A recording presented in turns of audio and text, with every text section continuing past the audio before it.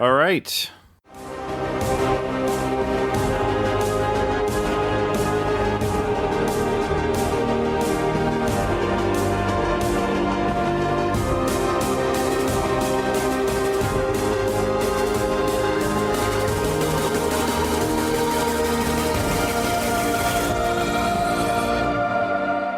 Welcome, everybody, to another episode of Sylvester Stallone Fan Podcast Network episode where three hosts from three different podcasts join forces to talk about a Sylvester Stallone film that is pretty much not Rocky or Rambo. So I am Ryan from Going the Distance, the Rocky Series podcast.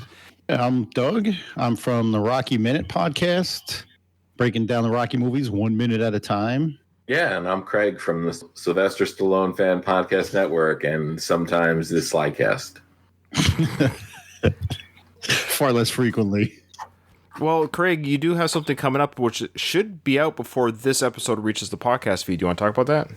Yeah, we're doing on the Slycast, and you guys were both a part of it. November is a big month in Rocky anniversary history, or at least November 2020. I believe a couple of days ago we had the anniversary of Rocky 5, its 30th, and in a couple of days we're going to have the 35th anniversary of Rocky 4. So we'll be putting out a dedicated episode for each movie. Rocky 4 will come first, which will include discussions with you and Doug separately, as well as Mike Kunda, who we always love, having a part of the Slycast. And on Rocky 4, we'll also be talking to Rocky 4 superfan Greg Troyan. And then for Rocky 5, again, you and Doug separately, Mike Kunda and myself. Both episodes will also have some listener-contributed content. Got a couple of emails from listeners, and then also I think we got one or two audio recordings. Like Brian said, I'm not sure when this episode's going to hit the network feed, but it will be after the anniversary shows hit. So yeah, we're looking forward to it. I just got to finish putting the finishing touches on the editing and make us all sound a lot smarter than Rocky. Oh boy, that's tough to do.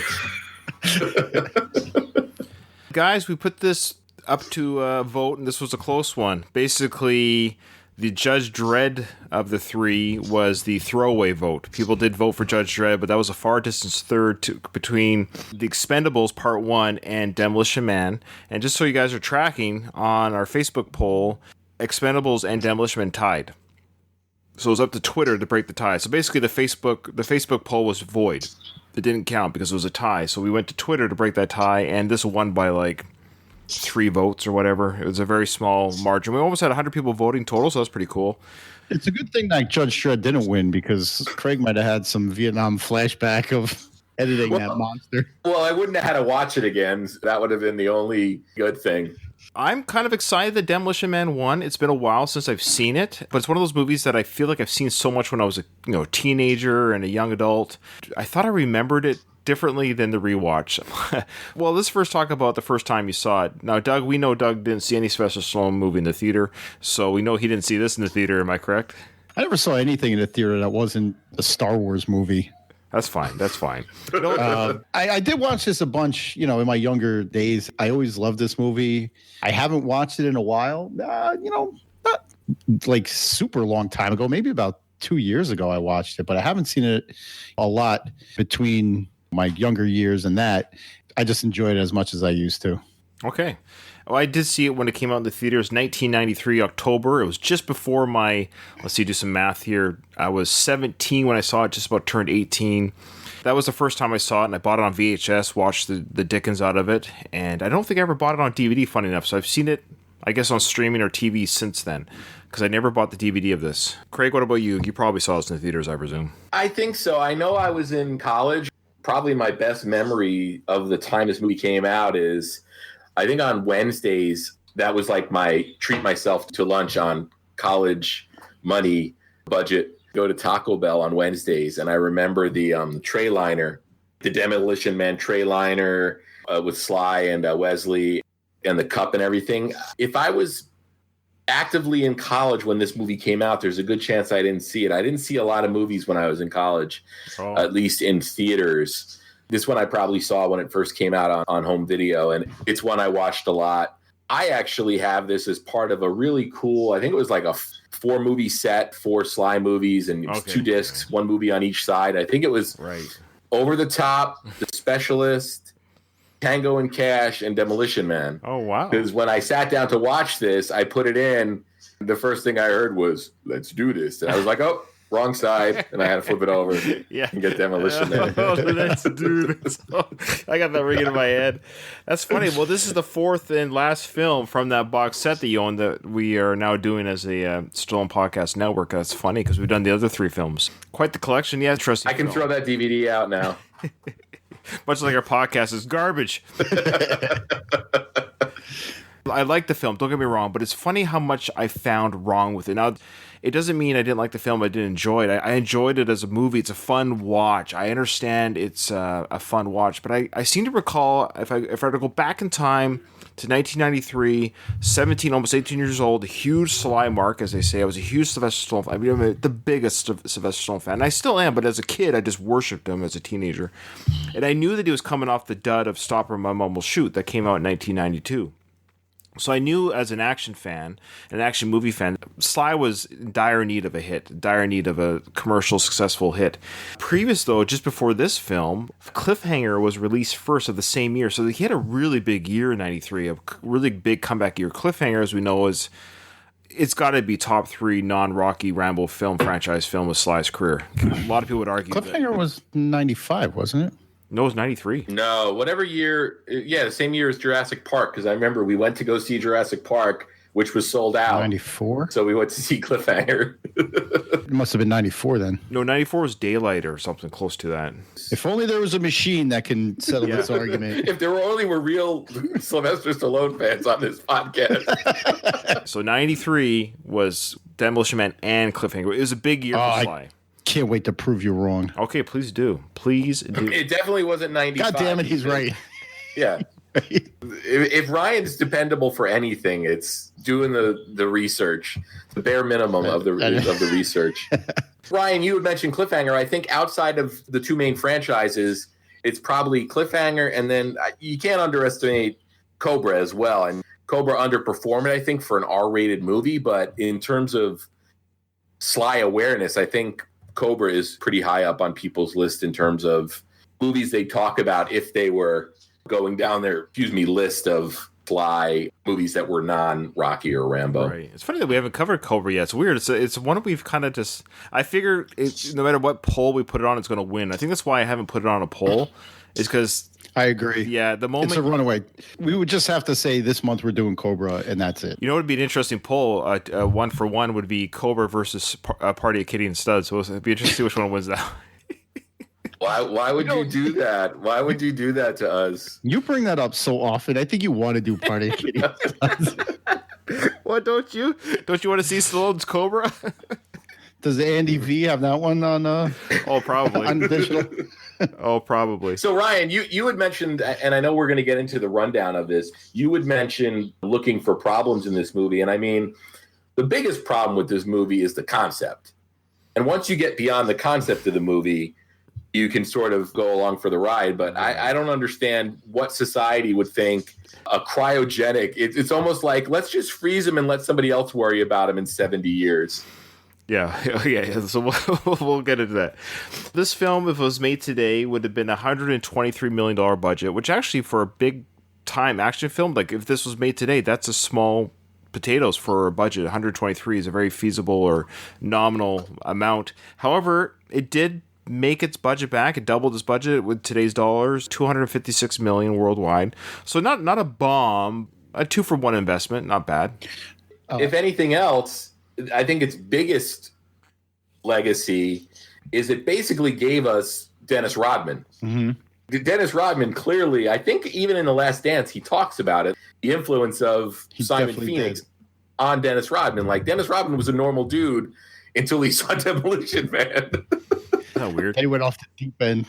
Well, I don't know if he was a normal dude, but I mean, he was... He does credit Simon Phoenix as his inspiration for the wacky hair. That's awesome. And Wesley Snipes hated it, so that's the irony. The moment the film was stopped, he shaved his head. If you think about the 2 big stars at the time that command high salaries, plus all the pyrotechnics I think they spent $2 million just making prototypes of futuristic cars just so they can use in this movie. Like, that budget does seem pretty small compared to what it could have been. I don't think Wesley Snipes was a huge. I think he was commanding huge salaries. No. I mean, it was after that he got Passenger 57 and Murder at what, 4,200? 1,600. Before this, it was Major League and White Men Can't Jump, right? Right. Oh, yeah. Yeah, but both of those movies are kind of, I guess, White Man Can't Jump probably gave him some clout, but Jungle Fever, New Jack City. Oh, yeah, those are big. Oh, Nino Brown, man. That's timely, too, because he was giving out turkeys on Thanksgiving. With WKRP in Cincinnati. Not the turkey drop. I love that episode. Very good point about Wesley Snipes. I remember seeing this, and I certainly knew who Wesley Snipes was. All the films you guys just made, I mentioned, I had seen. I think every one of them you've mentioned, I saw before seeing this movie. But I wasn't a Wesley Snipes fan. I just happened to see a lot of movies when I was a teenager. I was a video addict. I went to the movies and I went to video stores all the time, but I've seen all those movies. And so it was fun to watch Wesley Snipes. I remember enjoying his performance. And I also remember, and of course on this rewatch, again, we're seeing a bit of a co-star kind of outperforming Sly a little bit. I think Sly brought his game up a little bit in this one. I mean, if you want to talk about the comedy of this compared to the comedy of Stop or My Mom Will Shoot, that's good. I thought he was great in this. I thought his comedy timing and his deliveries were much better. Yes. Wesley Snipes, you could say, yeah, he stole the show from Sly, but I wouldn't put Sly that much past him. No, Wesley Snipes he's a charismatic dude. Yeah. Anytime he's on screen, he's pretty much the focus. I agree totally with Sly's comedic timing and what have you was way better in this than. Partly because of the writing, but it was way better than Stop or My Mom Will Shoot. It's just, again, with the fight sequences, it's always now watching Sly fight. I guess I'm so jaded by the James Bond movies of today, the Jason Bourne movies, the Matrix, all these John Wick movies, fighting styles that we see. Watching Sly kind of just do the same gut punch. Yeah.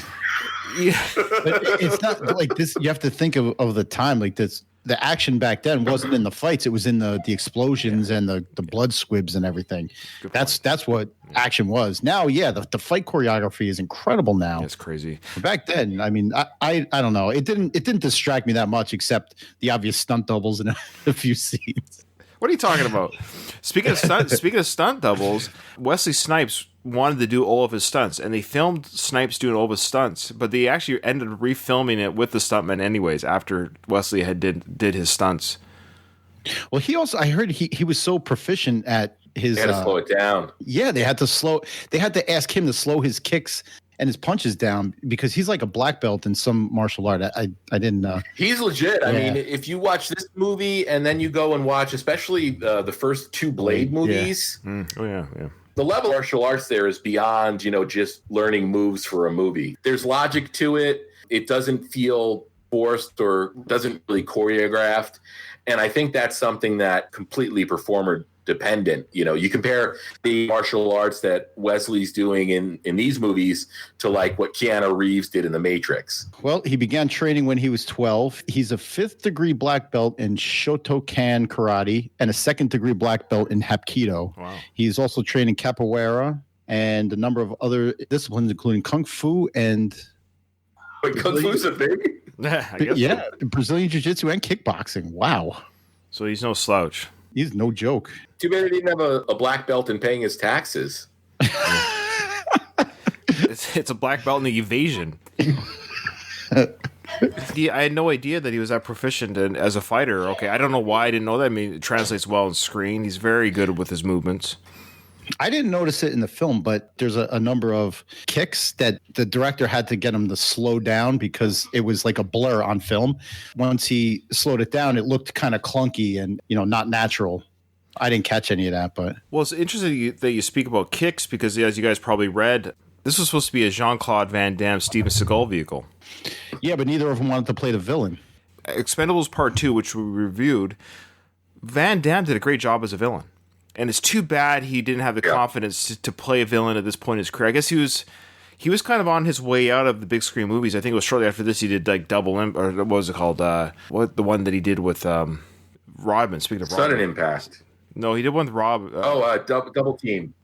Double team. Sorry, a little play on words with the basketball.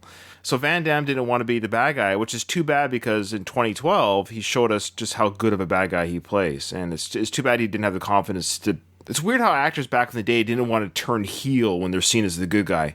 Even further than that, Sly actually approached Jackie Chan first to play the bad guy. And so Jackie Chan, had he accepted it, would have said yes. He would have done it because he was the first choice by Sly, and I guess whatever Sly wants, he probably gets. But Jackie Chan turned it down because he too didn't want to play a bad guy. It's different nowadays. Nowadays people love playing the villain, but back then it was kind of like, ooh, I'm gonna wreck my career if I'm seen as the bad guy. Yeah, I think people just didn't want to be typecast in any way. But I don't know, if you're a hero in 4 straight movies in a row and you play a bad guy, I don't see that doing anything damaging to your career. It actually shows that you have a greater range and it makes you more marketable, I think. But it would have been interesting to see a Jackie Chan or Van Damme at the time. And I think if Van Damme had played the villain, I guarantee you this box office would have almost been doubled at that time. The wow factor of having these two juggernauts on the screen together, I think it would have just pushed it that much because it was a Stallone movie. It was no one really went. Not very many people went because of Snipes. I would say 90% of the audience went because it was a Sly movie. But can you imagine the Van Damme fans would have gone too? It would have increased the box office revenue, especially two big giant stars like that. Two action heroes. Did Doug sound like a robot to you too, Ryan? Yeah, just say that again, Doug. Sorry. Oh, where did Craig? Are you getting him? Okay. We can't hear you, Doug. We'll let you know when you come back in. So Craig and I will keep going. It's okay. Craig, you're still there? Oh, yeah, I am. Okay. I was going to say, have you seen Once Upon a Time in Hollywood, right? Oh, yeah, of course. Yeah, I mean, there's that whole thing where his agent is basically telling him, you can't keep taking these roles where you're the villain on a TV Western because people aren't going to say that's Rick Dalton. They're going to say that's the guy that got his butt kicked by Maverick on Saturday night. Oh, good point. Yeah. All right, so let's talk about the director. I couldn't believe this, but this was the guy's first film. His name was Marco Brambilla. So he's an Italian-Canadian director. This was his first movie, but he came on a suggestion by David Fincher because both directors were big-time, big-budget commercial directors. So David Fincher actually recommended Marco to Joel Silver. I think I heard something there, Doug. Yeah, is this any better? Yeah, we're hearing you now. I mean, how's the quality, though? Because I'm using my computer mic. It's fine. We hear you. Our tens and tens of listeners will suffer. It's all good. Is that what happened the other day, Doug? Yeah, I don't know what the hell's up. Like, it just must be a bad wire or something. Yeah, I think so. Like I said, it crackled away, so it might have been, yeah. Funny enough, since this film, his next film was Excess Baggage with Benicio del Toro and Alicia Silverstone. And that was his last movie as a big film. He's just gone on to do other stuff, documentaries and stuff, but he never really kind of worked in quote-unquote Hollywood again. Imagine your first movie having to reel in the ego of Sylvester Stallone.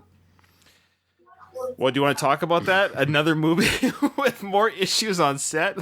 I didn't read that much was attributed to him, except not getting along with Lori Petty, who was first cast as Lenina. That's right. So Lori Petty, people might recognize her from Tank Girl. She also does many starring roles in other... Point Break, that's right. League of Their Own, Point Break. Orange is the New Black, she had a role in that as well, if you watch that on Netflix. Yeah, she didn't get along with Sly, but also Sandra Bullock mentioned that Sly was difficult to work with. She just said he was like that big brother, and I kind of see it because Sly, at the time of this film, was 47. Sandra Bullock, this was like her 5th movie to be in, but this was her first major film. And she was 29, so she herself was kind of a late bloomer to the Hollywood scene. And she actually didn't get popular because of this film, because we know right after 94, Speed came out. That was the movie that pushed her over the edge for stardom. There's something involved in the plot that really annoyed me about her age. He was supposed to have a daughter in this, who, while he's cryogenically frozen, his wife is addressed, somehow she dies, but his daughter's never spoken of again. It turns out that she joins Dennis Leary's Edgar Friendly's crew. The Scraps. And they're called Scraps, yeah, the Scraps. So she joins his crew, and John Spartan's supposed to meet her during one of the scenes, but the test audiences didn't like it because, in turn, when he hooks up with Huxley, the test audiences didn't like the fact that he's hooking up with a girl who's roughly the same age as his daughter. So they cut the daughter stuff instead of the love story crap. So if you're going to cut something, I think the daughter plot line is far more important than him and Lenina hooking up. That doesn't make sense. He was frozen, was it 36 years? 6 years, yeah. And there's no way that Sandra Bullock or her character, Lena Huxley or whatever, there's no way that she even looked close to 40. She was 29 at the time of filming. She looked 24, 25. Hooking up with a girl younger than his daughter. Oh, I see. Okay, roger that. Okay. Then that would have been, I guess, an issue. Yeah, all right. But do you guys want to talk about Sandra Bullock's performance overall? Or how she was in the film? Did you enjoy her? She got a Razzie for this. Yes, she did. I thought she was great. I thought she was funnier than Benjamin Bratt, than Rob Schneider. How dare you, Rob Schneider? I thought she was good. Rob Schneider was awesome. I love his funniest line. His line that made me laugh the most is it's a stupid throwaway line, but we can just wait for another code to go red. And when Phoenix performs another murder, death, kill, we'll know exactly where to pounce. Great plan. Thank you. He likes your plan, Chief. I don't know why that was funny. It's the way he looks like he's 3 feet tall too. Every scene that Rob Schneider was in, he played like a dwarf. Did you notice that? He looked like he was 4 feet tall. He might just be a short guy. Look big. Yeah, that's right. They had Rob Schneider on his knees. So Rob Schneider actually he had a smaller role than I remember, but he actually ended up, as we know, co-starring with Sly again in Judge Dredd. I thought for a second there we were going to have like a Laurel and Hardy with these two guys. They're going to do like a film career together, the Rob Schneider-Stallone connection. I don't know if both those scripts he had in both hands and he dropped them and they got mixed up. And his agent called and he's like, "Which one are we doing? We can only do one." And he's like, "We're going to do it." And they're like, "Which one?" And he's like, "The one with Rob Schneider." It's amazing to me. Yeah.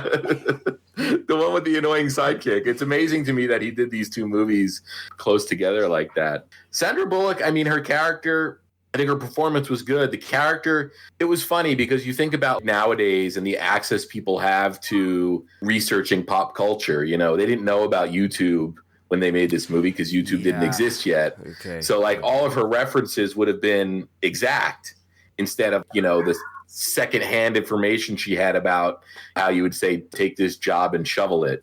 When you take it outside of what we know about being able to research past stuff today, it worked. It definitely would have been a different movie without that character. I love Sly, but boy, it seems like he's either got backstage issues with some actors or directors, or there's always like some sort of plagiarism around his films. He had it with Cliffhanger. Well, he's had it with, I can't name it off the top of my head, but he had it again with this one. No, yes.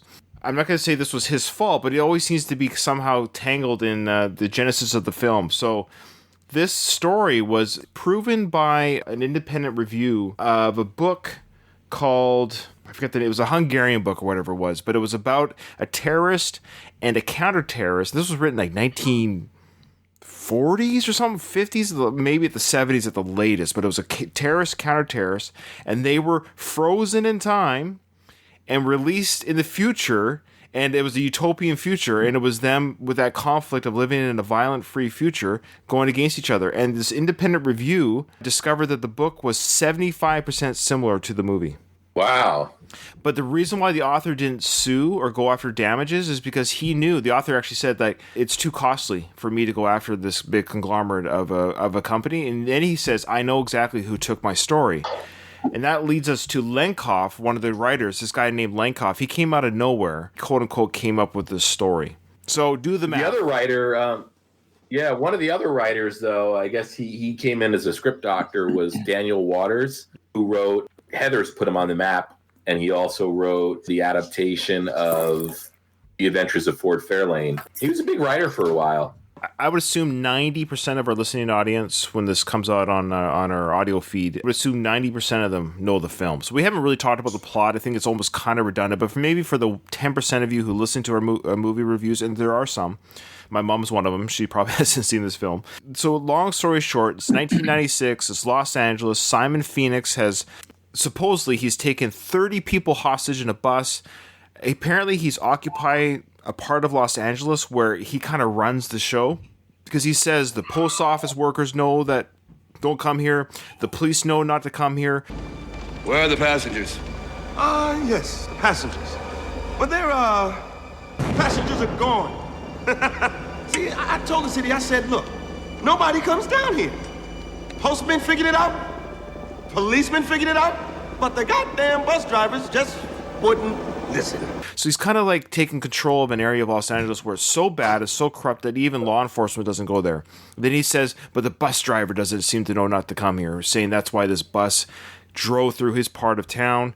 So he kept them hostage. But Sly's character, John Spartan, apparently he used a thermal imaging camera to check for bodies in the building, and there was no sign of 30 bodies anywhere. So he assumed that in the building, those that were there, because there were people there, which is weird, he somehow assumed that the people that were alive were people that were armed gunmen for Simon Phoenix and not the 30 hostages. So he went in full throttle as the Demolition Man, because his style of taking down bad guys is destroying all things around him. For example, he saved a girl that was a hostage in a mall by destroying a $7 million mall to save a girl who had a $25,000 ransom. How can you justify destroying a $7 million mini mall to rescue a girl whose ransom was only $25,000? You lady. Good answer. So that was his nickname. He's the Demolition Man, because where he goes, destruction follows, but at the end of the day, the greater good is served. So Simon Phoenix knew that this was the style of John Spartan, his arch nemesis of 2 years. So he lures in John Spartan. The bodies, unbeknownst to John Spartan, have already been killed, and they're in the building. So when the building explodes, the bodies are found, and everyone just automatically assumes that these bodies were killed by the explosion. Damn it, John, I'm tired of this Demolition Man shit. You are not supposed to come down here. You are not supposed to attempt the arrest of Phoenix single-handed. And you are not supposed to blow anything up. That's not me this time, Haley. He dumped the gas and rigged the place to blow. Yeah, right. You had nothing to do with it. Now, I know you've been trying to nail this psycho for 2 years. But try remembering a little thing called official police procedure. So where are the hostages? They're not here. What do you mean they're not here? He must have stashed them someplace else. So how do you know they weren't in there? Are you sure? Because I did a thermal check and there was only 8 of them, all part of his gang. Wrong again. Hey, you got something to say, scumbag? Captain, over here. The bodies everywhere. There must be 20 or 30. They're everywhere. See that, Captain? I told him. He said he didn't care. Oh, my God. How could you sacrifice all those innocent people for little old me? We spent a lot of quality time together. See you, sweetie. Honey! Sugar! You got a lawyer, you better call him. Did he get Rudy Giuliani as his lawyer? No forensic evidence, apparently. Look, I've seen enough CSI shows, and Doug, you're a cop, right? So there has that is a fact. Yeah, there it is. So there has to be evidence, meaning they can easily tell, even after an explosion, was this body dead during the explosion or before the explosion? All they have to do is check every person's lungs. Is there ash and stuff in the lungs from the explosion? Because there's no way not everyone was incinerated like a nuclear bomb. They would have breathed in the explosion, but they were all dead. So none of their lungs would have had inhale of... Anyway, so not one autopsy was done, apparently. Forensics would have cleared him 100%. Easily. We don't see it. Simon Phoenix's testimony too, where he said, "I don't care." I mean, Simon Phoenix is a credible witness, obviously.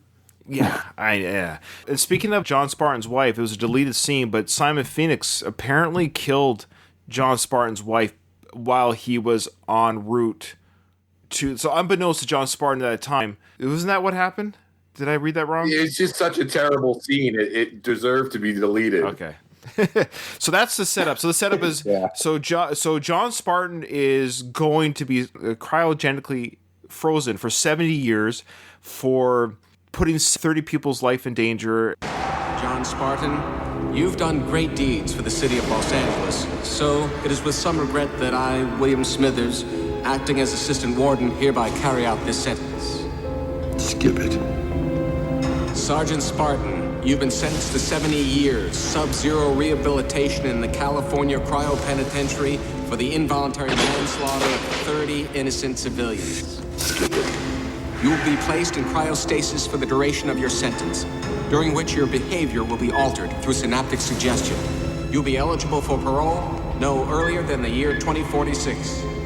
I'm sorry, Sergeant. And of course, Simon Phoenix is going to jail for the same amount of time for putting those people's lives in danger. So they're both going to be frozen in time. Can we talk real quick about how cool that opening shot come over the Hollywood sign that's in flames? Sure. I mean, how much of the budget was just that opening scene? Probably a little bit. The helicopter. Yeah, and that's cool. a huge explosion too. I think that was a building that was probably designated to be destroyed. Yes, correct. Yeah, that was the demolition of that building was filmed for the movie. I didn't catch it, but there was word that you could hear some crew members cheering when the building was destroyed. It was the director. The director cheered.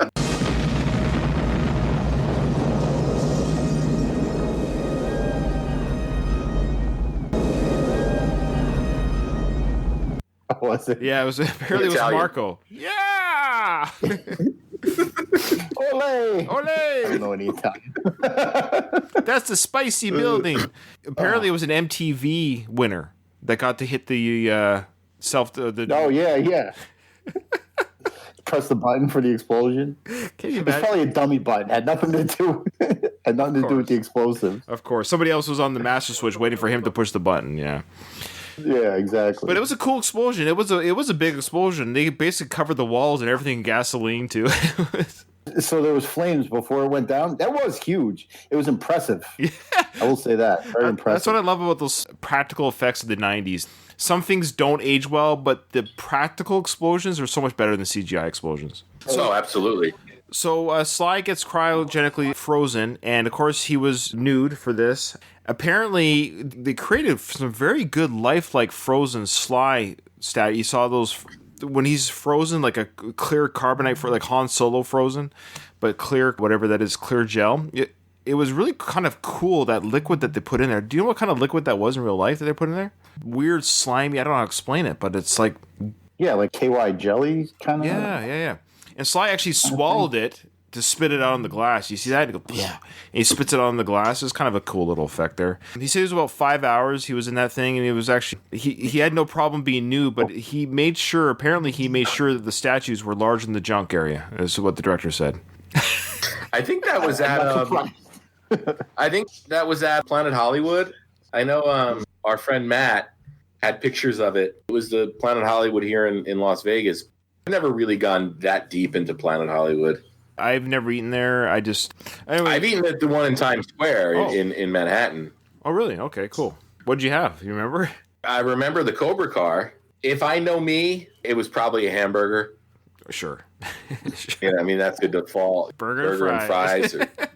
Burger, fries, and a beer. Yeah.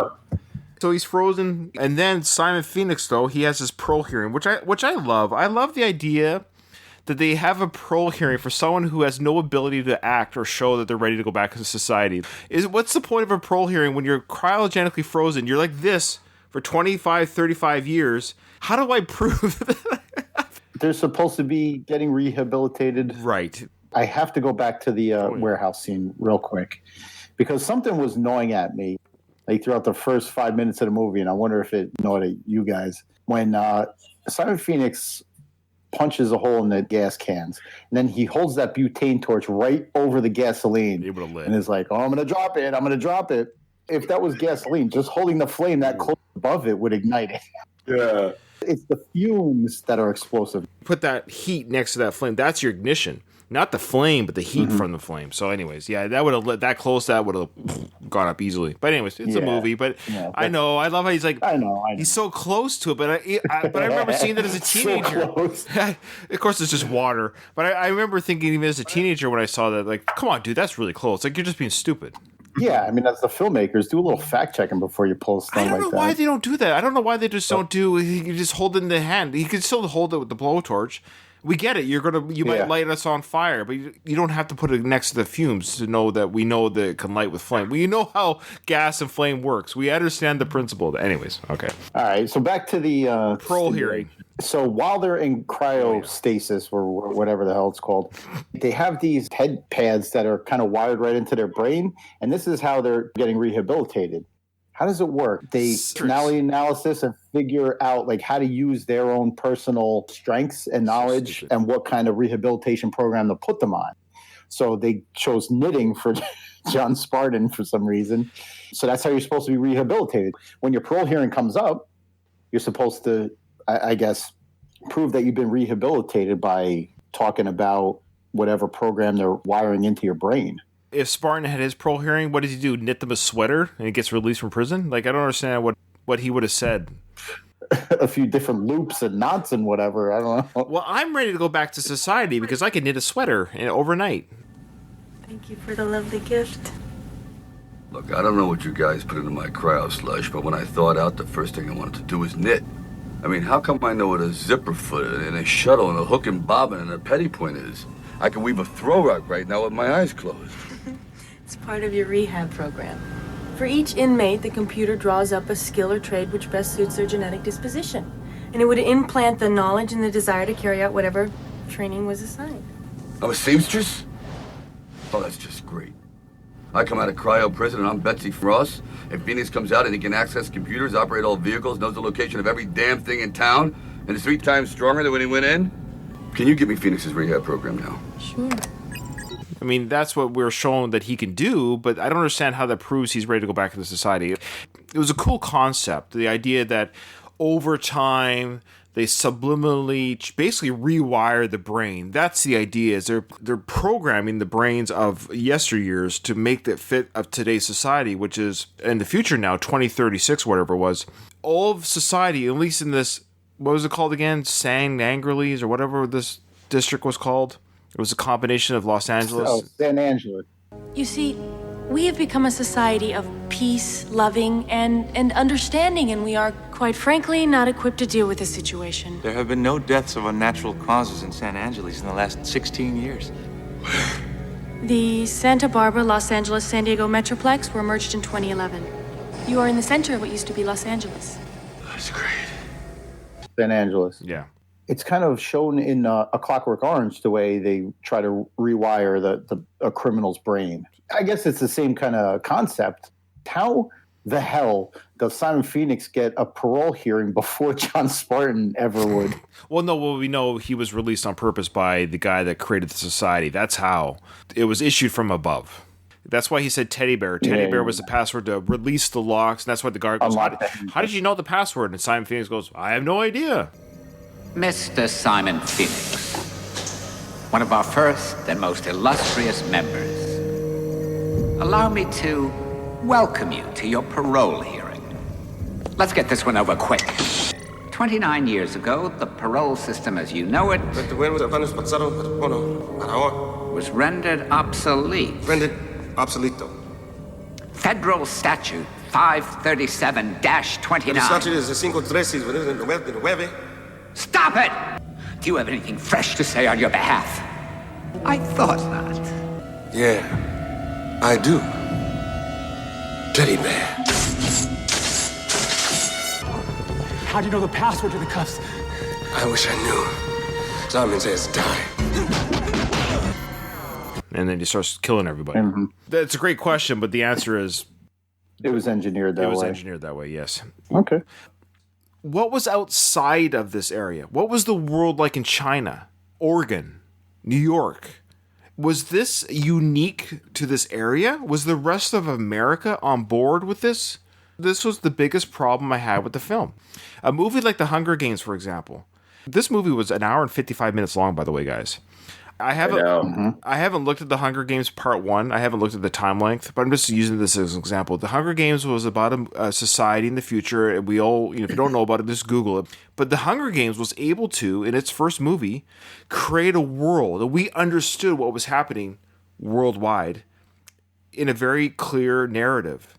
So what this movie was lacking, in a big way, was, yes, like you guys said, just ignore everything else and just watch the events of this area, and I get that. Kind of like Escape from New York. I wanted to know, what was the world like? Because he talked about, like, oh, now I can have my perfect society and everything. Like, there's no explanation how this community of millions were all on board to be Stepford wife type behavior. Excellent point. I was really interested in the story of how the society really got. They talked about the big one in 2010, but the last murder, 2010. So you're going to start the petition to do the Demolition Man prequel? Demolition Man, Cocteau, or whatever his name was. We're led to believe that Cocteau, they merged Los Angeles, Santa Barbara, I think it was. Yeah, Santa Barbara and San Diego, which, combining to this San Angeles place. Well, I think we're all led to believe that Cocteau was only in charge of that district. Yeah, there's no indication what the rest of, even just the rest of California, the rest of the. So as I'm watching this, I'm just thinking it would be impossible to reign in all of America or any country for that, but to be like this. There's just no way you could eradicate evil. Now, but they did it. But I was interested in how they kind of hinted at it. They said, well, because it's just better to not be that way. That's great. Yo, give me a Marlboro. Yes, of course, right away. What's a Marlboro? Just a cigarette, any cigarette. Smoking is not good for you, and has been deemed that anything not good for you is bad, hence illegal. Alcohol, caffeine, contact sports, meat.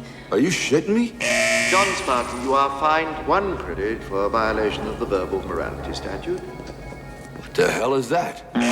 John Spartan, you are fined 1 credit. Bad language, chocolate, gasoline, uneducational toys, and anything spicy. Abortion is also illegal, but then again, so is pregnancy if you don't have a license. Because we know that evil, or quote-unquote free will, still existed because the Scraps, who weren't a part of this society, they fought against it. They wanted their own free will. They literally lived underground, metaphorically, to escape this Stepford wife society. So it wasn't sort of like a mind meld type of thing. It was just slowly converting society into a crime-free. If you want to know how the sausage is made, you're going to upset yourself. You just got to go into it trusting the process. I didn't think of it at the time in 93. We're kind of leaning towards this type of don't want to hurt anyone's feelings, don't want to be too mean, don't want to say anything too bad, don't want to express anything that's kind of off kilter, because they lived in it, as we see at the end, this Stepford wife type of everything's just peachy with no conflict. There's no identity, there's no art, there's nothing, there's no music. As you can see, they didn't even create art. I thought it was an interesting commentary on just how out of pain comes art and music and movies, but they had lost all of their art. They were just living. Right. You went deep on this movie, man. I like that. Because I feel like, oh man, there's a lot to say here. And this actually could have been a Clockwork Orange or even like movies like RoboCop. Again, RoboCop explained the breakdown of their society very well in a 2-hour movie.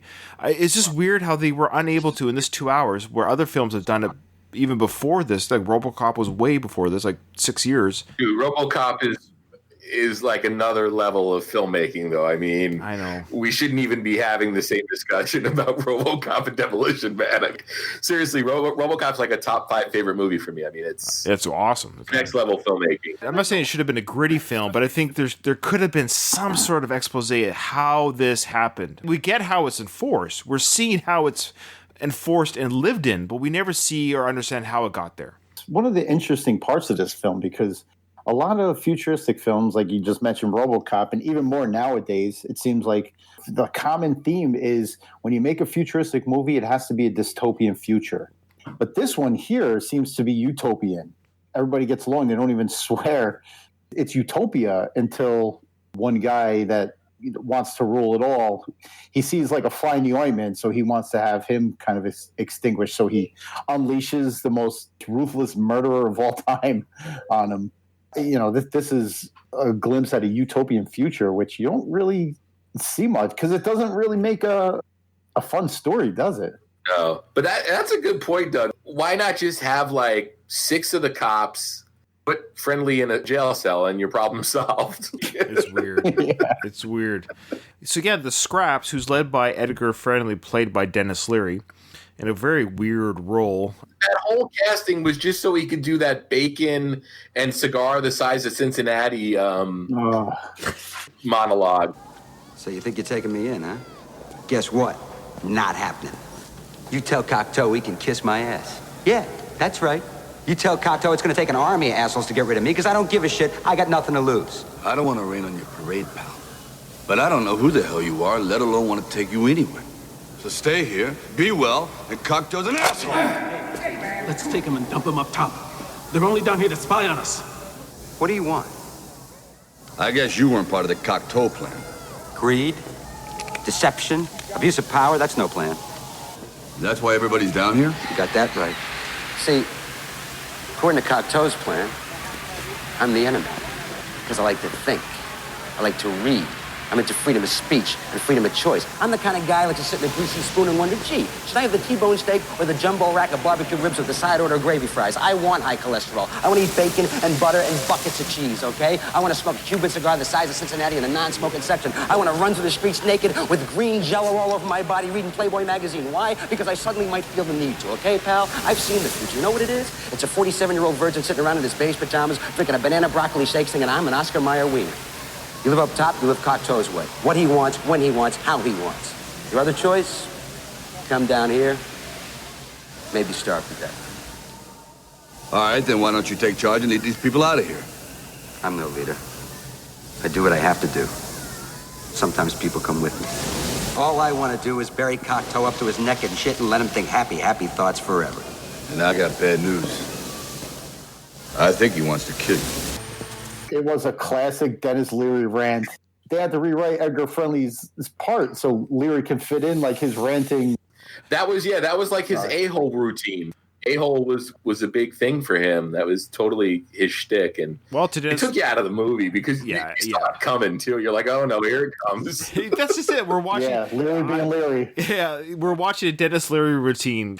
I said better Dennis Leary than Dennis Miller. Yeah. You know, Dennis Miller, you would have gotten like just a string of big words that nobody understands. There's a few comics that have the same kind of shtick.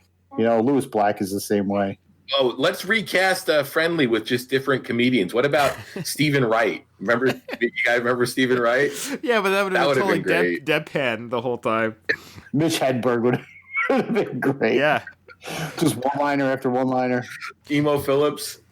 Remember when they went down to the underground? John Spartan and Lilina Huxley, they go, and Benjamin Bratt's character, they go down to the underground to confront Edgar Friendly, and they had a beer and a burger joint there. Rat burger, yeah. Yeah, it was a rat burger, but they were up above on the street stealing food. And I'm kind of like, hey, you guys got a pretty good deal down here. You got rat burgers, you got beer, you know, and I don't know, but I guess you could have stole that food and they prepare it down there. I guess that's what they done. Did you guys notice who was standing next to Edgar Friendly during his rant? I didn't know. Jack Black. Oh wow, yeah, early Jack Black. No speaking role, wow, but yeah, he was standing next to Edgar Friendly, and he did like a couple Jack Black like smiles at Edgar Friendly's rant, and that was it. That was his big part. And speaking of cameos that were butchered, Jesse Ventura, what do you think of his big part in the film? If I remember correctly, his role was substantially reduced because from what I understand, there was a big final fight, got completely cut out. You don't know what happens to any of those goons. No. They just like disappear. There's a fight. Stallone and Ventura actually filmed the fight that got cut out. Come on. You've already got an hour 55 minutes. Just give us that fight. Even if it's just for 2 minutes. It's a weird thing to cut out. Poor Ventura was probably pissed. I would have been. But his name was in the credits, but he literally had no role. Another deleted scene was Phoenix actually killed the black cop he was the one that flew the helicopter at the beginning of the film. And then he was goes, oh, John Spartan, I haven't seen you since. Yeah, he was the pilot of the helicopter that flew John Spartan in 1996. He was now kind of an older cop at the station. So he was killed. That was a deleted scene, but he was killed by Simon Phoenix. It's funny, they toned down the violence in this film, which is weird because the movie's rated R anyways. I don't know why they didn't just keep the gore in. They had more than one F word in it, which makes it rated R. It was like quite a bit. And then the violence was just enough to be kind of violent. They should have went balls to the wall like Total Recall. Or any Verhoeven film.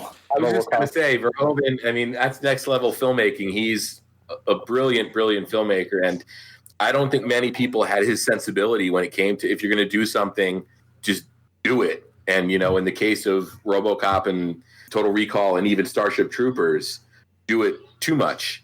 Like, this movie's rated R. We'll get to the simulated sex scene, but there's actually multiple nudity shots, though brief. They're there. There's cursing. There's violence. There's eyeballs on a pen. It's oddly violent without being violent, but it's like, if you're going to be R-rated, well, you've already got the rating. Just go with it. Yeah.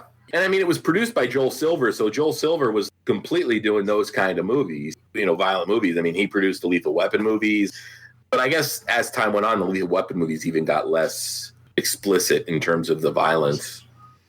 Sean Malloy, he sent me a link of this very review. I don't know why he did that, but Of his Demolition Man review? No, of ours. He sent us the link of our episode. I don't know if maybe it was a mistake, but thanks, Sean. I was going to give Sean a shout out. He does the I Must Break This podcast, but he sent me the link of our actual review, so I'm not sure. Anyways, they should have gone balls to the wall with this film with the violence because the movie was already rated R. Why not show the violence? A lot of the violence was off screen. We saw a scene with Simon Phoenix mowing down like scientists in the freezing facility. He mows them down. I would have liked, I don't know, I kind of would have liked to seen them get, I don't know. You're doing it. Pulling out the warden's eyeball, they filmed something more graphic than that. I mean, they already show him holding the eyeball on a stick. Why not go the extra mile? The only thing I can maybe think of is that it's not Stallone's brand. And, until Rambo Part 5. Yeah, I guess you're right. And Rambo Part 4. But you're right about maybe with that time. But it would have been, again, if I was the director, I would have thought that would have made it that much more cooler. Is showing this utopian society that's so clean and pristine and so good. And then having Simon Phoenix going there just gutting people. It would have been like, whoa. Yeah. You know what I think was a really good exploration of that idea, though, was when Simon Phoenix is first unthawed and they cut to like the live shot of the cryo chamber.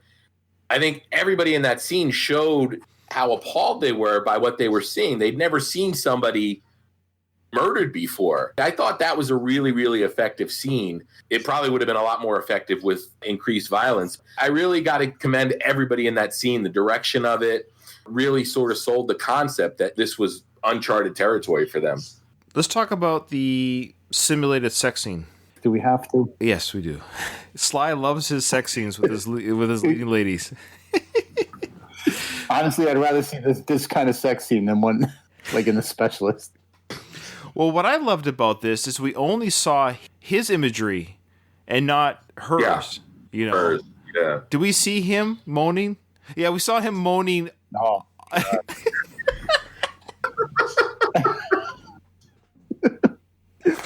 We did see him pursing his lips. Didn't we see him pursing his lips? Ooh. Don't ever do that again.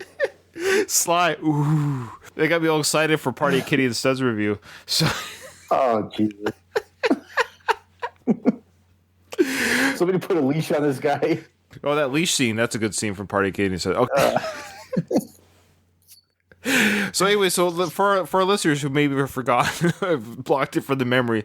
In a kind of a fun comedic moment, Sandra Bullock's character says to Sly's character, "Hey, do you want to have sex?" And she says it in a very matter-of-fact way, the way you would, would you like to have a cup of coffee?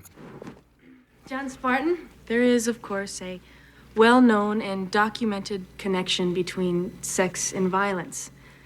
Not so much a causal effect, but a general state of neurological arousal.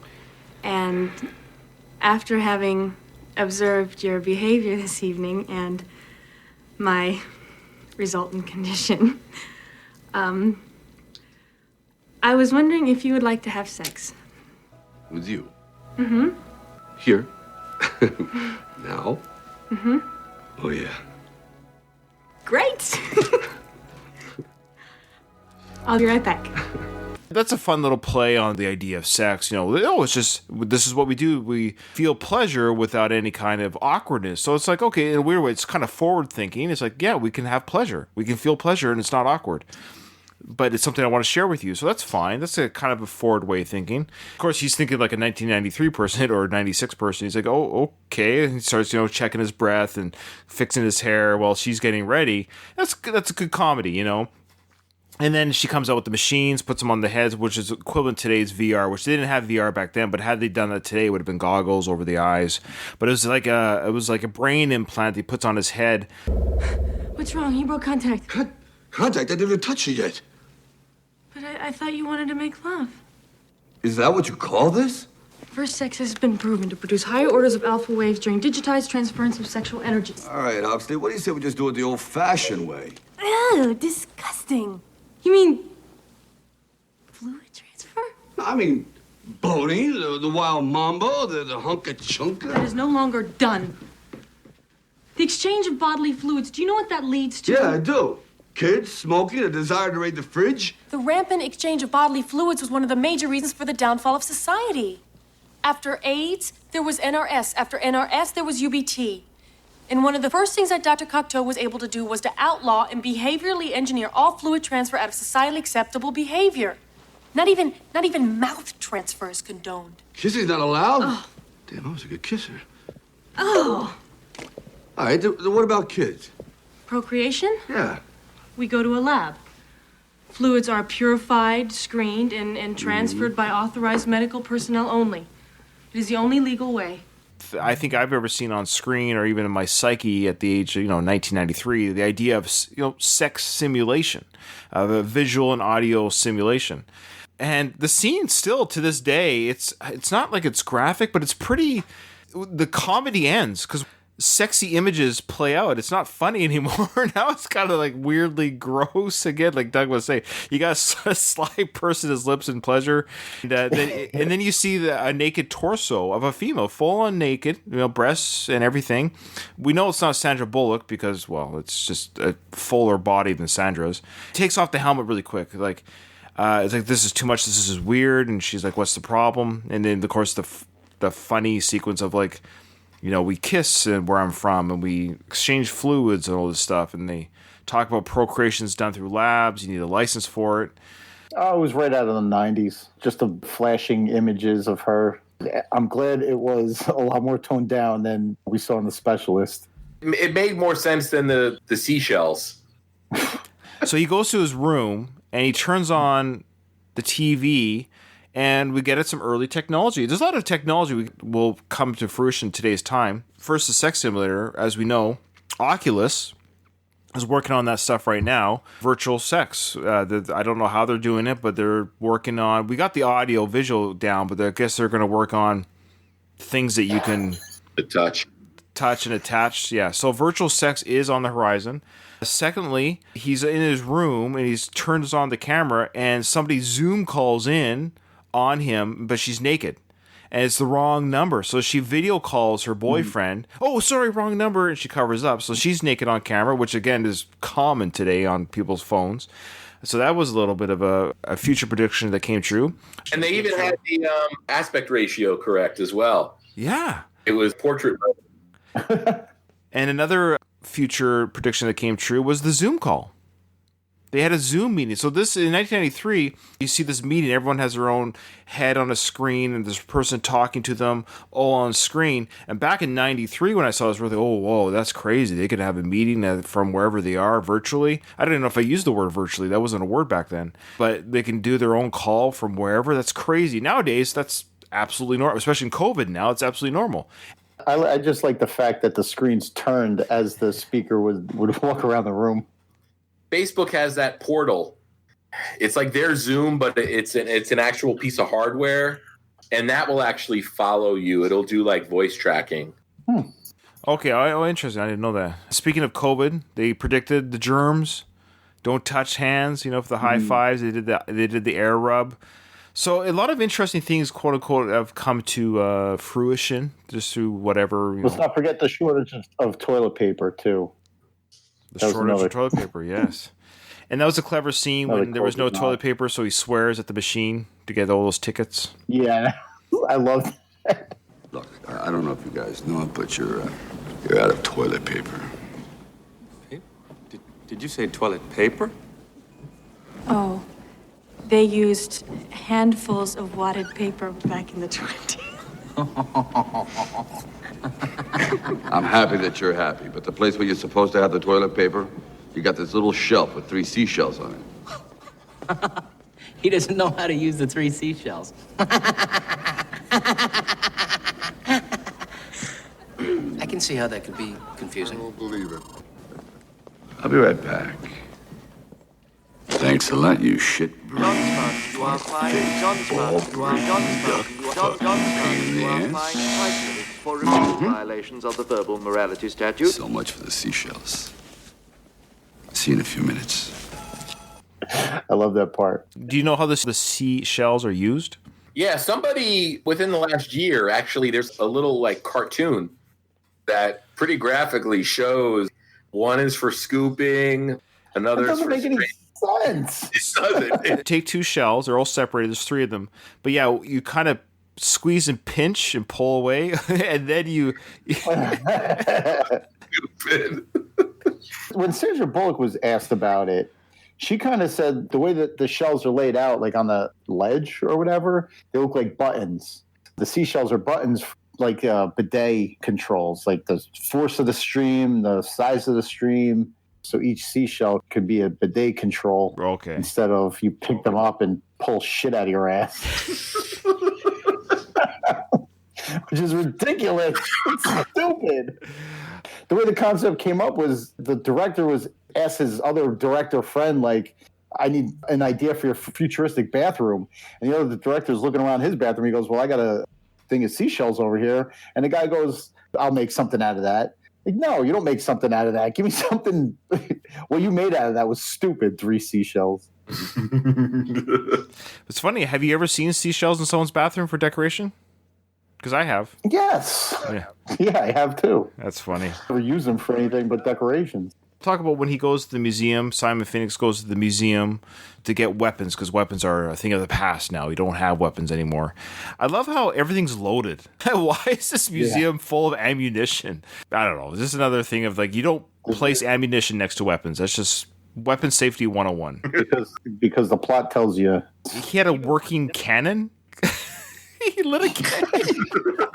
Yeah. He lit a cannon. He had gunpowder for the cannonball. Where did that come from? I love how we see we see that the cannon was used in the explosion of the wall, but I wanted to see the prep work. I wish that scene was filmed. Him putting the ball in, stuffing in the gunpowder, and then Yeah. Now, Ryan, I know you love how meta movies can get. There's a few suggestions to it, but the museum is like the perfect jumping off point where he calls the mannequin Rambo. Yeah. Excuse me, Rambo, I need to borrow this. Again, we have in the Tango and Cash universe. We talked about this. I don't know if you guys listened to this on my Creed episode, which I don't think you have, which is fine. But we mentioned that Adonis imitates the Godfather to Rocky. You follow me? So he does he does the Godfather voice to Rocky in Creed, and that would mean that that Godfather exists, the movie, in the Rocky universe. If the Godfather exists in the Rocky universe, Talia Shire is in the Godfather films. So the actress that plays looks like Rocky's wife. Very meta. Yeah, it's weirdly meta. And then not only that, Robert De Niro was in Part 2, and Robert De Niro was in a movie called Grudge Match and Copland with a guy who looks like Rocky. Yeah, Grudge Match is all place meta. Oh, that's a... But yeah. We talked about it check out our Grudge Match episode. I think it's probably better than this one. But with the Jackie Chan nod too, it's Lenina, right? Who brings up the Jackie Chan movies? Yeah, she learned how to fight like that because she watched Jackie Chan films. Yeah, that's right. Yeah, so Jackie Chan exists in this universe. Anyway, where the hell did you learn to kick like that? Oh, Jackie Chan movies? Yes. And Jackie Chan happened to be a friend of Stallone's at the time. Yes. The Schwarzenegger thing, can we talk about that real quick? So again, Schwarzenegger was an actor who played in The Expendables, who played with... It doesn't work. You have too many, it goes round and round. Yeah. I've been an enthusiast of your escapades for quite some time now. I have, in fact, perused some newsreels from the Schwarzenegger library, and that time that you took that car... Hold it. The Schwarzenegger library? Yes, the Schwarzenegger Presidential Library. Wasn't he an actor when you... Stop. He was president? Yes. Even though he was not born in this country, his popularity at the time caused the 61st Amendment, which states that... I don't want to know. President. At this time, they hated each other. Well, they were extremely competitive, yes. Yeah, right. They were rivals. They were rivals. I don't think there was actually... Yes. Yeah. I would hate Arnold Schwarzenegger if he trolled me into taking Stopping My Mom shoot. I would hate that. That's fair. About the 61st Amendment, where it allowed Schwarzenegger to become president. When he became governor of California, they pushed an amendment to allow him to run for president. Called the Arnold Amendment. Yeah. Crazy. I freaking love this stuff. It's so weird. But Lenina makes a comment about Spartan's quippy one-liner outside the Taco Bell after he beats up the Scraps guy. Oh, man, I didn't even write it down. Do you not know what I'm talking about? Oh, she said... The joy, something that you said to him before you... Oh, damn it. I'll insert it. Don't worry about it. You'll be saved by my editor. Yeah, please do. Please do. What the hell? Such reckless abandonment. Looks like there's a new shepherd in town. That sheriff. You are even better live than on Laserdisc. And the joy way you pause to make a glib witticism before doing battle with that strangely weapon scrapped in those roundhouse punches. Hussey, look, this isn't the Wild West, okay? The Wild West wasn't even the Wild West. Hurting people's not a good thing. Well, sometimes it is, but not when it's a bunch of people looking for something to eat. Another little funny line here, Sandra Bullock's character to Sly said, for a 74-year-old, you're not that bad. And funny enough, how old is he now? He's 74 right now. He's 74. Talk about meta, right? That really threw me off. I was like, holy crap, that is Sly right now, 74. And he's doing a movie right now, an action movie called Samaritan. So it'll be interesting to see how he moves for a 74-year-old guy. I remember seeing this movie as a teenager. Now, and the idea, if you were to tell me, you'll see Sly in the future, Ryan, in 2020 or 2021 in a movie called Samaritan when he's 74 years old, I would have been like, what? I couldn't imagine a 74-year-old Sly, but it's weird. Here we are. Did you catch Phoenix mocking the Chinese in the museum? Specific information concerning objects. Yeah. I'm surprised the score didn't do like a little ding, ding, ding, ding, ding, ding, ding. Like, I guarantee you Wesley Snipes ad-libbed that. That wasn't in the script. Because he did a lot of ad-libbing. And his Spanish speaking, too, when he did that Spanish speaking, that was ad-libbed as well. That wasn't in the script. You couldn't film that today. It's always fun to watch movies from the past, just see, would that fly today? And no, they would not have allowed a racist ad-lib to stay in the film today. Did you catch his Ghostbuster ray gun at the end there? Simon Phoenix had that laser gun. Did you arbitrarily shot out lasers? And then he hits it against the wall and the lasers came out stronger? I called it the Ghostbuster ray gun. Was that the one that he picked up in the museum? No, it seemed to be something from the facility. It was like he used it as a weapon. It was like shooting electricity. Oh yeah. And it was cutting things in half. And who the hell there was a very, very terrible scene of John Spartan jumping away from it. It was so horribly shot. He only does like the bottom third of the screen. He goes, ee! He does like a really lame leap. You just know there's a big soft mattress underneath of it. Do you know the leap I'm talking about when he's leaping away from that laser gun? It's the corniest jump away from explosion I've ever seen. I know it sounds like we write on this movie a lot. I think in some ways it hasn't aged well just because this is what I love about Westerns. Westerns age well because there's no CGI. There's no special effects. It's horses, the natural land, and barns. You can watch High Noon today and enjoy it. There's nothing that really ages as far as the aesthetics of a Western film, right? So the problem when you do a futuristic film like Demolition Man, we're only 16 years away from the future that was depicted in this film. First of all, it's interesting that the movie came out in, 93? Yeah. They set that terrible version of Los Angeles in 1996. Why not just transpose the whole thing, start it 50 years from now, right, and then have it take place in, the late 2000s or, the later part of this century? It is interesting when they make films in the future. I mean, Blade Runner just did it again, 2049. I mean, that's only 28 years from now. Or don't give the date. You don't have to give the date. That's a good point. It's sometime in the future. And some movies have done that sometime in the future. And they're not so distant in the future as they say. Yeah. And that's what makes Star Wars good. It's being Star Wars. It's a long time ago in a galaxy far away. You just completely take it out. You can't compare it to our universe. The final notes I had was about Simon Phoenix's death. First of all, a cool death scene, him getting frozen and then getting his head kicked off. Cryogenics was introduced in the beginning of the film. You knew it was going to come into play at some point. I forget the context he said it, but Simon Phoenix said that he'd lose his head if it wasn't attached to his shoulders. That was definitely a callback. Yeah, and Spartan says, I'll keep that in mind. Yeah. I swear, I'd lose my head if it wasn't attached. I'll keep that in mind. Dong, dong, dong. The other funny thing is, what was Spartan's plan? Was he just, he looks up and sees that thing spinning around and grabs it. But prior to that, was he just like, I'm going to sacrifice myself to get Phoenix? I don't know. Yeah. He wasn't telegraphing it because he looks up and sees it and he's like, oh, I can grab this. That was just to get his feet off the ground, right? Oh, that's right. That's right. Because I guess that thing freezes outward, and once it reaches the end of what it's frozen, you can go back on it again. And it won't freeze you. I'm gonna have to check the science on this. I'll get back to you. It was a cool death scene. It was cool. The head being popped off and exploding on the ground. It reminded me of hair freeze. Why did it? Why didn't it? Didn't it freeze? Well, it was like the blonde hair was on top of the frozen. That's his calling card. You can freeze that blonde. One of the notes was nobody would know it's him if he didn't have the hair. That's the kind of stupid shit I could see a Hollywood executive giving after he comes out of the bathroom after taking like 2 bumps. I think it would have been hilarious had the hair stay, like the head explodes in the ground, but the hairpiece still stays like a Lego hairpiece.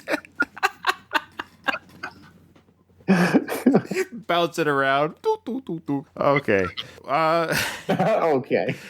Well, there was talk of a sequel and a prequel. And the prequel was going to be John Spartan and Simon Phoenix, that 2-year war that they had with each other.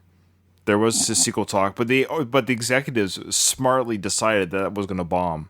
So they didn't do that. But there was talk of a sequel, and apparently, as of late as May 2020, Sly has hinted at a Demolition Man 2. No. It's all talk. Let it go. Remember the streaming zombie squad we were going to get?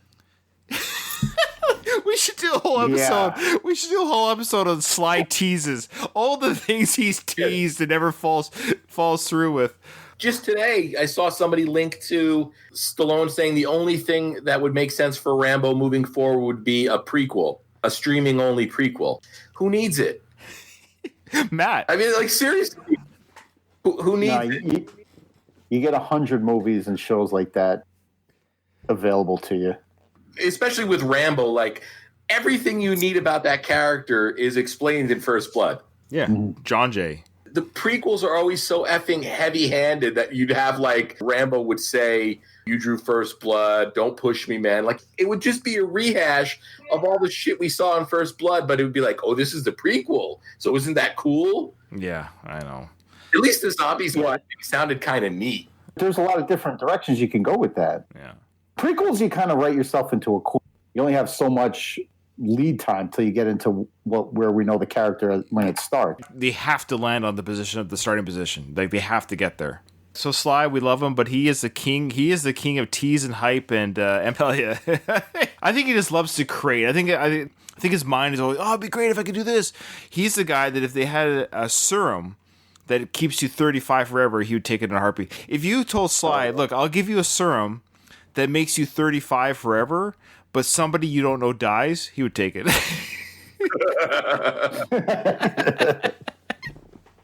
Oh, that's hilarious.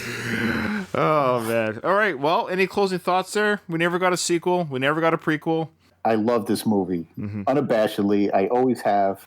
One of the things that bugged me the most was the no resolution on his wife. And if you're going to have a resolution on his daughter thing, cut out the love shit between him and Lenina. You don't need it.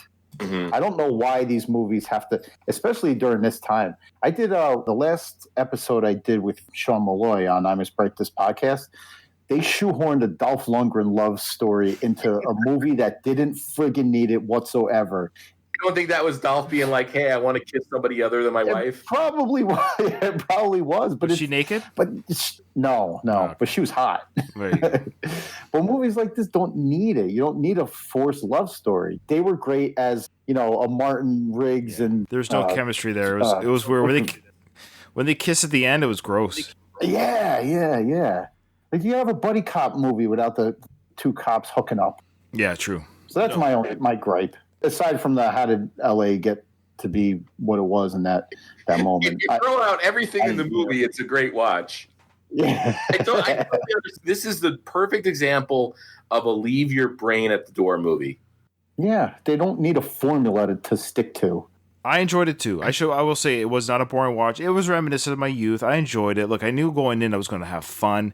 So I think that's probably why I went a little bit more critical, because it would have been just too easy to say, oh, it's a fun, silly action movie. We all know it is. I get it.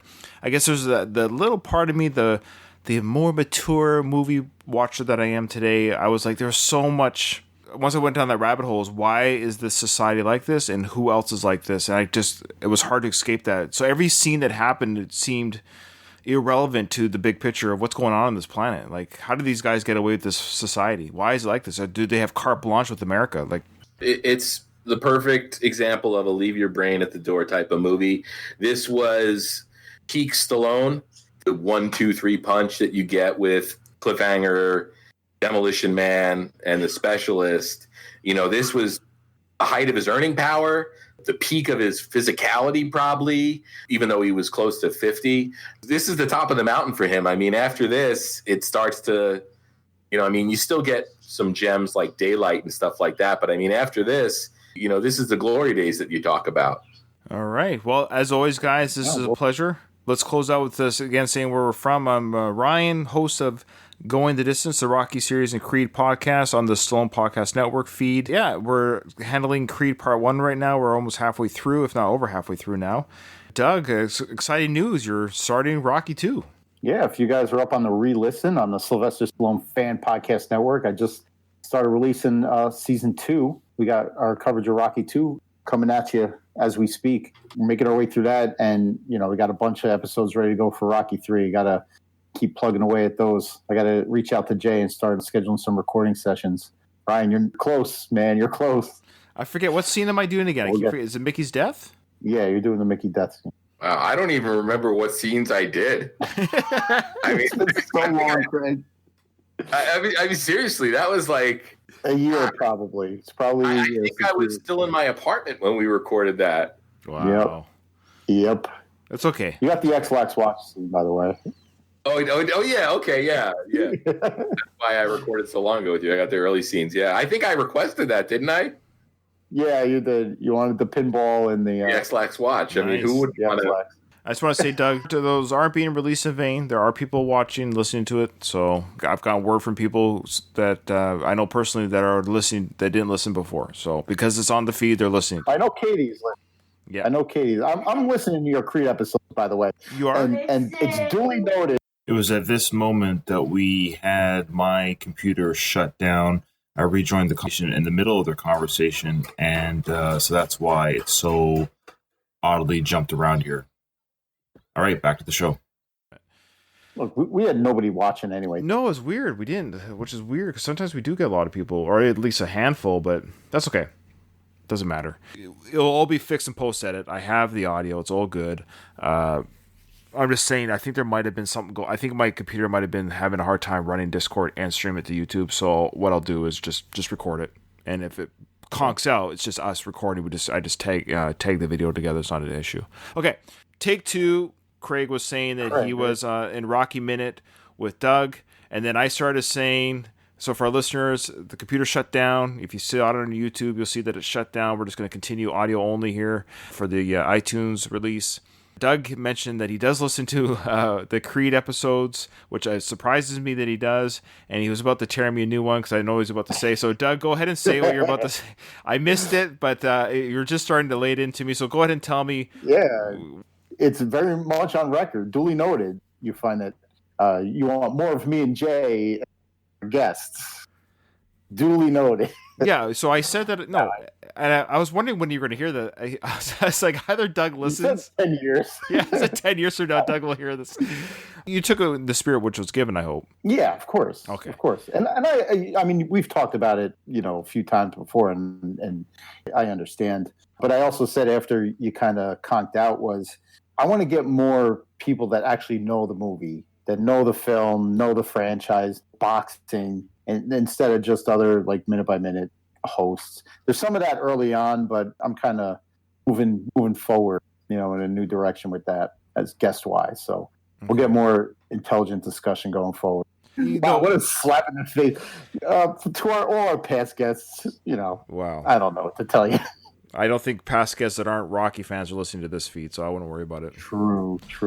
Craig, why don't you plug your show and your other podcasts? And I'm sorry to conked out during that. As we talked about at the beginning of the show, hitting this very feed in the next couple weeks, although this isn't live, so at this point it's useless. Hitting this feed, so when you're done listening to this, go check for the 5th and 30th anniversaries of Rocky 4 and Rocky 5. I also mentioned, Ryan, that sort of fitting with the Rocky Minute on Monday, Tuesday, Wednesday, Going the Distance on Saturdays, and then Slycast on Sunday, I'll probably start uploading to this classic from the archive Slycasts for people that want to listen to everything on this feed or haven't listened to the Slycast before. We'll talk about that. And then also I have another podcast that's once a month. It's the first Friday of every month. I'm looking forward to having you and Doug on individually. It's Conversations at Jackrabbit Slim's, and it's my Pulp Fiction podcast where every month I talk to a different fan of the movie. And so far, everybody I've talked to has been a podcaster, so it kind of has served two purposes where I get to talk with another fan of the movie, but I also help somebody promote their podcast. If you go into your favorite podcatcher and just search Conversations at Jackrabbit Slim's, you can find that. I think episode 6 was November's episode. So I need to get on that. Over the Christmas holidays, at the very least, I got a busy few weeks ahead of me, but come mid-December, I'll be free for like a month and a half. So I'm going to get on your show because I want to talk Pulp Fiction. Awesome. Likewise. All right, guys, thank you. I apologize again for the technical difficulties, but for our audio listeners, they'll be none the white. Well, they'll know something happened because of the flow of the conversation, but if you happen to catch this on YouTube, I actually went to the end of it. I apologize, but I don't think that's going to be an issue for a lot of people. So, all right, guys, thank you so much. Cool. Take care, guys. Pleasure, fellas. Love you guys. You too. Yep. Love you guys. We're hanging up, right? I'm hanging up. All right. I'm hanging up. All right. Bye-bye. Have a good one, guys. You too.